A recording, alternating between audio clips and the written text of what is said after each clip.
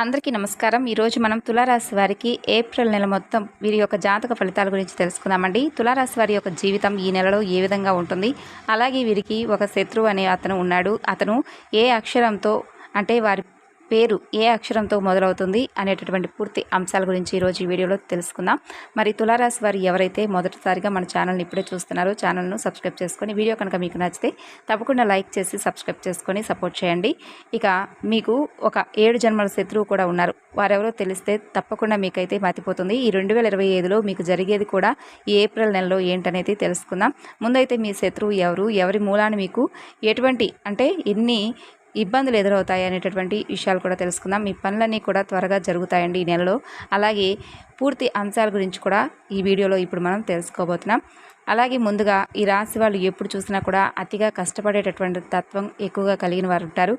ఎప్పుడూ కూడా అంటే కష్టాన్ని చూసి భయపడేవారు అస్సలు కాదు. వాళ్ళు ఎంతో దీర్ఘంగా అలాగే ఎంతో చక్కగా ప్లానింగ్తో పాటు వాళ్ళ పనులు అనేది కూడా చక్కగా ఉంటాయి. ఇక అయినా కూడా చాలా సమయంలో ఇబ్బంది కలుగుతూ ఉంటుంది వీరికి.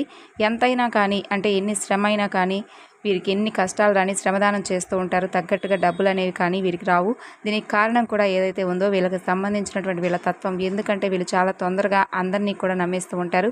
అలాగే ప్రతి ఒక్కరికి కూడా సహాయం చేసే గుణం కలిగి ఉంటారు. దాని మూలాన చాలాసార్లు వీరు చేసినటువంటి పనులు, చేసినటువంటి సహాయం వల్లనే కొన్నిసార్లు వీరు ఇరుక్కుపోతూ ఉంటారు. అయితే ఏంటి, ఎటువంటి పనులు మనం చేయకుండా ఉండాలి? ఏ మనిషి పేరుతో స్టార్ట్ అవుతున్న వాళ్ళు మీకు శత్రువులు, మిత్రువులు, అలాగే ఏ అక్షరం కలిగిన వాళ్ళు మీకు చక్కగా మీకు మంచి చేసేవాళ్ళు అనేది ప్రతి ఒక్కటి కూడా ఇప్పుడు క్లియర్గా తెలుసుకుందాం. తులారాశి వారి యొక్క వ్యక్తిత్వాన్ని కనుక ముందుగా మనం గమనించినట్లయితే వీరు చాలా అంటే చాలా మంచి స్వభావం కలిగిన వారండి. ఏ విషయాన్నైనా కానీ పూర్తిగా అవగాహన అంటే వీరికి ఒక విషయం పట్ల పూర్తి అవగాహన అనేది వచ్చిందాకా దేనిని కూడా అతి తొందరగా నమ్మరు. ఒకవేళ నమ్మితే మాత్రం మూర్ఖంగా నమ్మేస్తూ ఉంటారు. వాళ్ళు మంచివాళ్ళ చెడ్డవాళ్ళ అనేది కూడా తెలుసుకోరు. చాలా గంభీరంగా ఉంటారు. అలాగే వాళ్ళు చేసినటువంటి పనిని ఎప్పుడూ కూడా అవతల వాళ్ళకు నష్టం కలిగించేలా కాకుండా వాళ్ళు బాగుండాలి, పక్కనోడు బాగుండాలనేటటువంటి ఆలోచన కలిగి ఉండి వీళ్ళు ఎప్పుడూ కూడా మంచిగా పని అనేది చేస్తూ ఉంటారు. ఎప్పుడూ కూడా ఎవరిని మోసం చేయరు. వీరు చేసే పనిలో కూడా వీళ్ళదే పై చేయి ఉండాలని చెప్పి దానికి తగ్గట్టుగా ఎంతో శ్రమ పడుతుంటారు. కానీ వీళ్ళకి దానికి తగ్గట్టు ఫలితం అనేది దక్కదు. ఎందుకు అంటారా? ఎందుకంటే వీరికి ఉన్నటువంటి అతి మంచితనమే వీరిని అందరూ కూడా వాడుకోవడం అనేది స్టార్ట్ చేస్తూ ఉంటారు. వీళ్ళకు ముందే అర్థమైపోతుంది. అలాగే వీళ్ళు చాలా మంచి వాళ్ళు, ఏదడిగినా సరే కాదనకుండా ఇస్తూ ఉంటారు.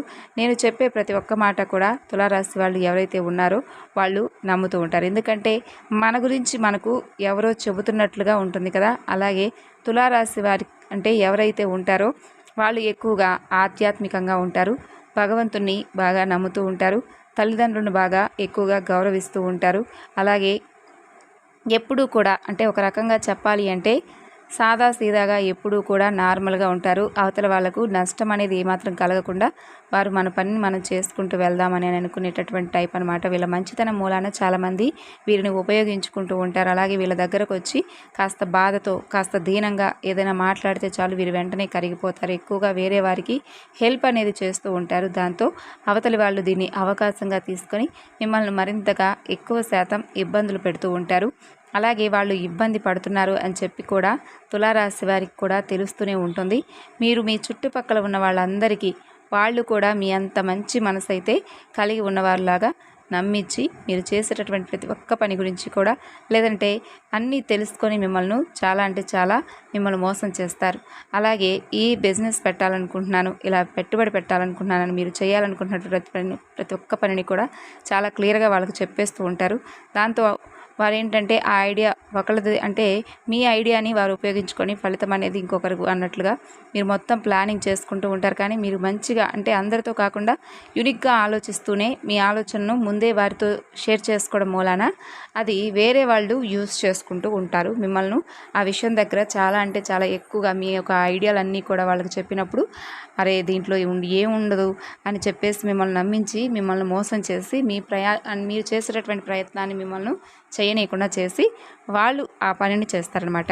ఇక మీరేంటంటే వాళ్ళ మాటలు నమ్మేస్తారు. ఎందుకంటే మీరు ఎప్పుడు కూడా అవతల వాళ్ళతో అలా ఉండరు కదా, జెన్యూన్ రివ్యూతో ఎప్పుడు కూడా చక్కగా ఉంటారు కాబట్టి సో వాళ్ళు మీకు ఏదైతే చెప్తారో అది ఈజీగా మీరు నమ్మేస్తూ ఉంటారు. బట్ మీ ఐడియాస్తో అవతల వాళ్ళు బతికేస్తూ ఉంటారు కాబట్టి మీరు కాస్త జాగ్రత్తగా ఉండండి. మీరు మీ ఇంట్లో మీ మనసులో మీ మైండ్లో జరిగేటటువంటి అన్ని విషయాలను ప్రతి ఒక్కరికి కూడా ఇంట్లో సభ్యులతో చెప్పుకొని ఆచరించండి. ఒక అడుగు ముందుకు వేసి ఎవరితోనూ డిస్కస్ చేయకుండా చేయండి. దాంతో మీ సక్సెస్ అంతా ఇంత కాకుండా మరింతగా పెరిగిపోతుంది. ఇక మీరు కాబట్టి ఎప్పుడూ కూడా మీరు చేయాలనుకున్నటువంటి పనిని కేవలం చెప్పాం కదా, మీ తల్లిదండ్రులతో మాత్రమే మీరు పనుల గురించి డిస్కస్ చేసుకోండి. ఆ తర్వాత ఆ పనిని ఆచరించండి. ఇక ఎవరు మీ శత్రువు, ఏ పేరు కలిగి ఉన్నటువంటి వాళ్ళు, ఏ అక్షరంతో ఏదైతే ఉందో అది ఏంటంటే ఎంతో స్టార్ట్ అయ్యేటటువంటి వ్యక్తులు ఎవరైతే మీ జీవితంలో ఉన్నారో వాళ్ళు వచ్చిన తర్వాత మీ జీవితంలో ఎటువంటి మార్పులు ఉన్నాయి, వాళ్ళు రాకముందు మీ జీవితం ఏ విధంగా ఉందో అది కూడా గమనించండి. ఇక వీళ్ళు మీ లైఫ్లోకి వచ్చిన తర్వాత ఏ విధంగా మీకు ఎంత తొందరగా దగ్గరైపోయారో, మీరు వీళ్లకు ప్రతి ఒక్క విషయం మీరు చేయబోయేది ముందే చెప్తున్నారా లేదా, ఇది కూడా ఒకసారి గమనించుకోండి. ఎందుకంటే కొన్నిసార్లు మన జీవితంలో కొన్ని రిలేషన్స్ ఎలా ఉంటాయి అంటే కనుక, అంటే వాళ్ళతో ఏది కూడా చెప్పుకోలేకుండా మనం ఉండలేమన్నమాట. వెంటనే ప్రతి ఒక్కటి కూడా అది మంచి అయినా చెడైనా కావచ్చు, ముందు వెనక ఆలోచించకుండా ముందు వాళ్ళతోనే మనకు చెప్పాలి అని అనిపిస్తూ ఉంటుంది. మన మనసు మైండ్ కూడా అలాగే ఉంటూ ఉంటుంది. కాబట్టి మన మనసు అనేది అలా లాగేస్తూ ఉంటుంది. సో అటువంటి వాళ్ళు అనే అక్షరం కలిగి ఉన్న వాళ్ళు మీ జీవితంలో ఎవరైతే ఉన్నారో గమనించుకోండి. వాళ్ళు రాకముందు మీ లైఫ్ ఎలా ఉందో, వాళ్ళు వచ్చిన తర్వాత వాళ్ళకి మీరు చెప్పినటువంటి ప్రతి ఒక్క విషయం తర్వాత ఆ పని జరుగుతూ ఆగిపోయిందా, లేదంటే సంబంధం లేకుండా ఏది లేకుండానే మీ పనులు ఆగిపోతున్నాయి అంటే కనుక దానికి కారణం అదే. సో ఆ మనిషిని నమ్మడం మానేసి, తనకు అన్ని విషయాలు చెప్పడం మానేసి మీ పనులు మీరే చేసుకోవడం అనేది స్టార్ట్ చేయండి. వాళ్ళని పూర్తిగా అవాయిడ్ చేయండి. అక్కడతోనే సగం ప్రాబ్లం సొల్యూషన్ అనేది మీకు అర్థమైపోతుంది.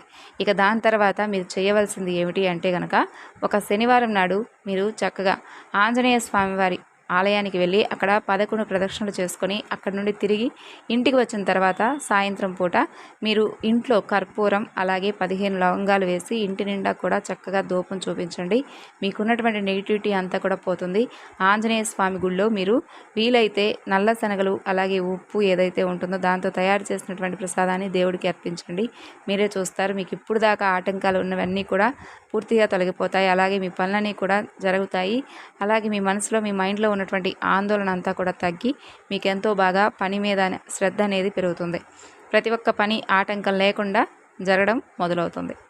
సో ఖచ్చితంగా మీరు కూడా ఈ విధంగా చేసి చూడండి. మీ జీవితంలో ఇటువంటి వారిని ఏరి పక్కన పడేయండి. అలాగే ఈ యొక్క రాశి వారు మీ సొంతింటి కల కూడా అతి తొందరగా నిజం కావాలి అంటే మీరు ఏ విధమైనటువంటి అంటే ఎలాంటి పరిహారాలు పాటించాలో కూడా తెలుసుకుందామండి. ఈ నెలలో మీకు ఖచ్చితంగా మీ సొంతింటి కల అనేది నిజం చేసుకునేటటువంటి అవకాశాలు కనిపిస్తున్నాయి. అలాగే ఇల్లు కట్టి చూడు పెళ్లి చేసి చూడు అంటారు కదా, సొంతింటి కల నిజం కావాలంటే ఇల్లు కొనుక్కోవాలన్నా, ఇల్లు కట్టుకోవాలన్నా, అపార్ట్మెంట్ కొనుక్కోవాలన్నా పరిహార శాస్త్రంలో కొన్ని అయితే పరిహారాలు అనేవి పాటించాలి. అప్పుడే తొందరగా సొంతింటి కల అనేది నిజమవుతుంది. అయితే అసలు మనకి సొంతింటి యోగం ఉందా లేదా అనేది చాలామందికి అనుమానం కూడా ఉంటుంది. ఎవరికైనా జాతకంలో లగ్నం నుంచి 4వ ఇంటిని ఇంటి స్థలం అంటారు. అక్కడ పాపగ్రహాలు ఉన్నప్పుడు సొంత ఇల్లు కట్టుకోవడం ఆలస్యం అవుతూ ఉంటుందట.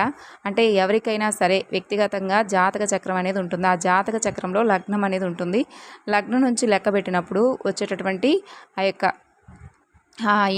ఇంటి స్థలం అంటారనమాట. ఆ ఇంటి స్థానంలో పాపగ్రహాలు ఉంటే సొంత ఇంటి కల కాస్త ఆలస్యం అవుతూ ఉంటుంది. అలాంటప్పుడు తొందరగా సొంత ఇల్లు కట్టుకోవాలి అంటే పరమేశ్వరుణ్ణి వీలైనప్పుడల్లా జాజి పూలతో పూజిస్తూ ఉండాలి.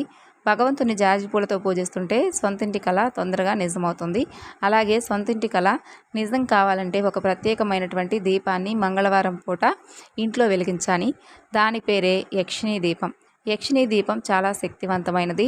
ఈ దీపాన్ని మంగళవారం పూట ఇంట్లో వెలిగిస్తే తప్పకుండా తొందరలోనే ఏదో ఒక విధంగా డబ్బు అనేది మీకు సమకూరుతుంది. సొంత ఇల్లు కట్టుకుంటారు. లేకపోతే ఇంకా ఈ దీపం ఎలా పెట్టాలి అనుకుంటే తెలుసుకోవాలంటే ప్రతి మంగళవారం కూడా మీ గృహాల్లో దక్షిణ దిక్కు ఎక్కడ ఉంటుందో చూసుకోండి. ఆ దక్షిణ దిక్కులో ఒక పీట పెట్టండి. పీటకు పసుపు కుంకుమ బొట్లు పెట్టండి. పీట మీద బియ్యం పిండితో ట్రయాంగిల్ ముగ్గు వేయండి. త్రిభుజం ముగ్గు వేయండి. ఆ తర్వాత కాస్త కుంకుమ తీసుకొని ఆ కుంకుమ పువ్వులో కలిపి ఆ కుంకుమతో ఆ ట్రయాంగిల్ మధ్యలో ఓం అనేటటువంటి అక్షరం రాయండి. శక్తివంతమైనటువంటి అక్షరం ఓం అనే అక్షరం. ఆ అక్షరం మీద ఓ చిన్న మట్టి ప్రమిద పెట్టి దాంట్లో ఇంకో మట్టి ప్రమిద పెట్టి నూనె పోసి 9 ఒత్తులతో దీపం పెట్టాలి. ఆ 9 ఒత్తులు కలిపి లేదంటే 9 ఒత్తులైనా కానీ పెట్టవచ్చండి. 9 విడివిడిగా పెట్టుకోవచ్చు. ఆ దీపం గంట సేపు వెలగాలి. మంగళవారం ఉదయం కానీ రాత్రి కానీ ఈ ప్రత్యేకమైనటువంటి దీపం ఇంట్లో దక్షిణ దిక్కులో వెలిగించండి. దీన్ని యక్షిణి దీపం అనే పేరుతో పిలుస్తారు. చాలా శక్తివంతమైనటువంటి దీపం. మరి 9 మంగళవారాలు యక్షిణి దీపాన్ని వెలిగిస్తే 9 మంగళవారాలు పూర్తి కాగానే తొందరలోనే ఖచ్చితంగా సొంత ఇల్లు అనేది కొనుక్కుంటారట. మరి ఎంతో పవర్ఫుల్ అయినటువంటి ఈ దీపాన్ని తప్పకుండా వెలిగించుకోండి. ఈ నెలలో మీకు సొంతింటి కల అనేది నిజమయ్యేటటువంటి అవకాశాలు పూర్తిగా కనిపిస్తున్నాయి.